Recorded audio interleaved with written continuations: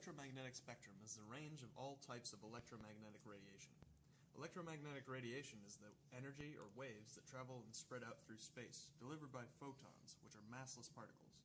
The amount of energy that is carried by the photons is the manner in which the different electromagnetic waves can be identified. From the weakest electromagnetic waves, those with longer wavelength and lower frequency, to the strongest, those with short wavelength and high frequency. The 7 electromagnetic waves run in this order. Radio waves, they're the waves that the radio receives and converts to vibrations through a speaker, allowing you to hear music. Their wavelengths are the longest, building-sized. Microwaves, which are used to quickly heat up food, wavelengths are roughly human-sized. Infrared, which are light waves just beyond the spectrum of visible light, wavelengths roughly the size of a needlepoint. Visible light, the small portion of the spectrum that the human eye is able to detect. Ultraviolet, the rays known to cause sunburn and whose full spectrum of radiation, UVA, UVB, and UVC, can be found in the sun.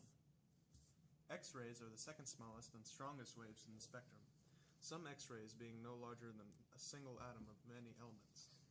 And finally, gamma rays, with the highest frequency and shortest wavelength, are generated by nuclear explosions and lightning. Most commonly known to be used as a means to quickly cook or heat up food. The molecules in the wave undergo forced rotation, consequently creating heat, hence the food can be cooked. Special vacuum tubes are used to create the microwaves, which are used to heat food. The sun also emits low-level microwave radiation. Microwaves are on the weaker end of the electromagnetic spectrum, with wavelengths spanning from 1 mm to 1 meter and a frequency between 300 GHz to 300 MHz.